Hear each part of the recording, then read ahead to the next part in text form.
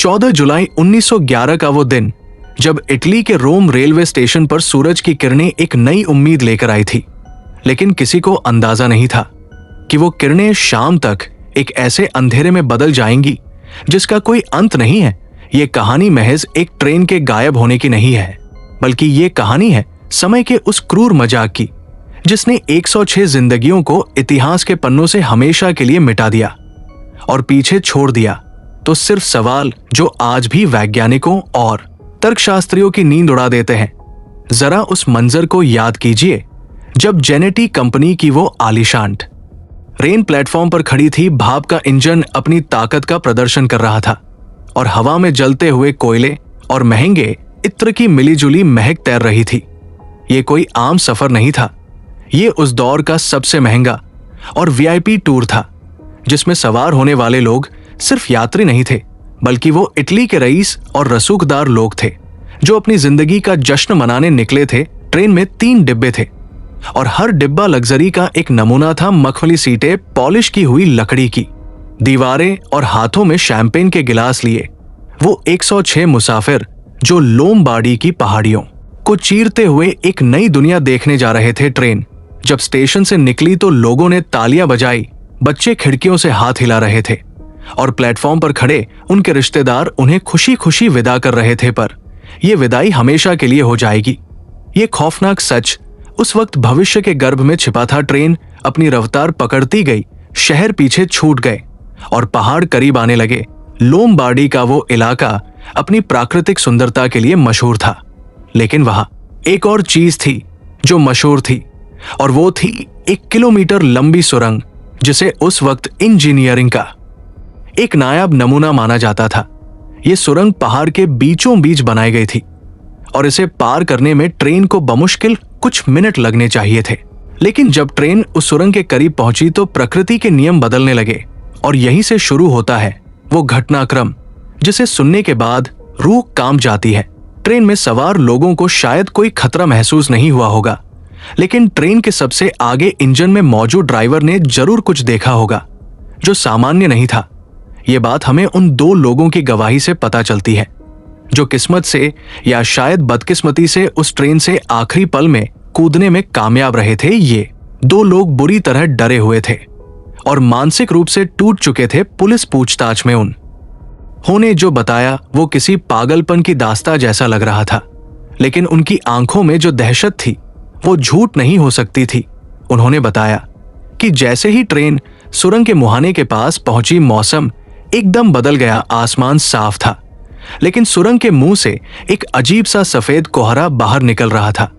यह कोहरा आम धुंध जैसा नहीं था, यह गाढ़ा था, चिपचिपा था और इसमें से एक अजीब सी गुनगुनाहट की आवाज आ रही थी, जैसे हजारों मधुमक्खियां एक साथ भिन-भिना रही हो। उन्होंने बताया कि ट्रेन जैसे ही उस कोहरे के संपर्क में आई, ट्रेन की आवाज बदल गई, लोहे के पहियों की खड़खड़ाहट बंद हो गई और ऐसा लगा जैसे ट्रेन हवा में तैरने लगी हो।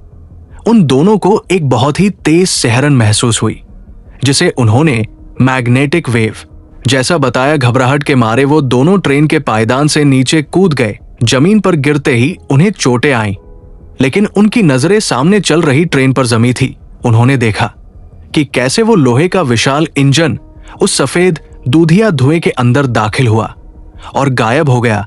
उसके पीछे पहला डिब्बा गया, फिर दूसरा और अंत में तीसरा डिब्बा। जैसे ही वो आखिरी डिब्बा उस कोहरे में समाया, वो कोहरा भी अचानक गायब हो गया, जैसे किसी ने कोई स्विच बंद कर दिया हो। वहां न तो कोई धमाका हुआ, न कोई चीख पुकार मची और न ही कोई मलबा गिरा। बस एक पल में सब कुछ शांत हो गया। वो दोनों लोग पागलों की तरह सुरंग की तरफ भागे।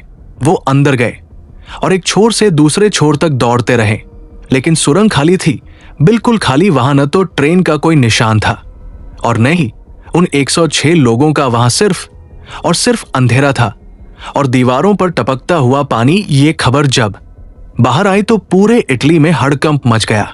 रेलवे अधिकारियों को यकीन नहीं हुआ कि पूरी की पूरी ट्रेन कैसे गायब हो सकती है। उन्होंने दर्जनों बार पूरी सुरंग की तलाशी ली, दीवारों को ठोका गया, पटरियों के नीचे की जमीन खोदी गई, ये देखने के लिए कि कहीं जमीन धंस तो नहीं गई, लेकिन वहां एक पेंच तक नहीं मिला। तार्किक रूप से अगर कोई ट्रेन सुरंग में जाती है तो उसे दूसरे छोर से निकलना ही होगा, और अगर वो नहीं निकली तो उसे सुरंग के अंदर होना चाहिए। लेकिन जेनेटी ट्रेन ने भौतिक विज्ञान के इस सबसे बुनियादी नियम को तोड़ दिया था। इस घटना के बाद कई तरह की बातें होने लगी। कुछ लोगों ने कहा कि सुरंग के अंदर कोई गुप्त दरवाजा था, जो कि नामुमकिन था क्योंकि सुरंग ठोस चट्टान को काटकर बनाई गई थी। कुछ ने कहा कि यह शैतान का काम है और सुरंग शापित है। जनता का दबाव इतना बढ़ा कि रेलवे ने उस सुरंग को हमेशा के लिए बंद करने का फैसला किया।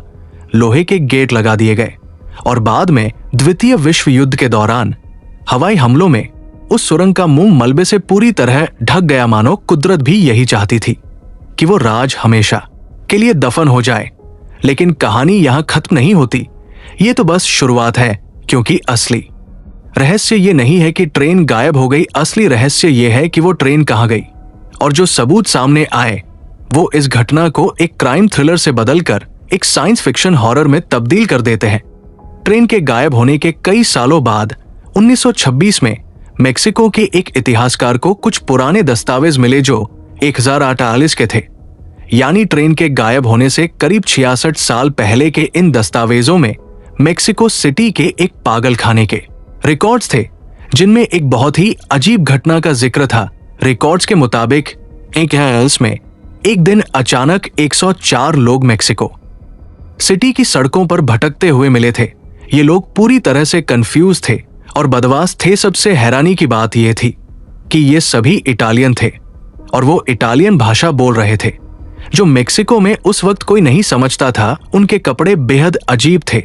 1048 के फैशन के हिसाब से उनके कपड़े भविष्य के लग रहे थे, यानी 20वीं सदी के यूरोपियन कपड़े। जब पुलिस और डॉक्टरों ने उनसे पूछताछ की तो उन्होंने एक ही रट लगा रखी थी कि वो रोम से जेनेटी ट्रेन में बैठकर आए हैं और उन्हें लोमबार्डी जाना है। एक में मेक्सिको के डॉक्टरों के लिए ये बात किसी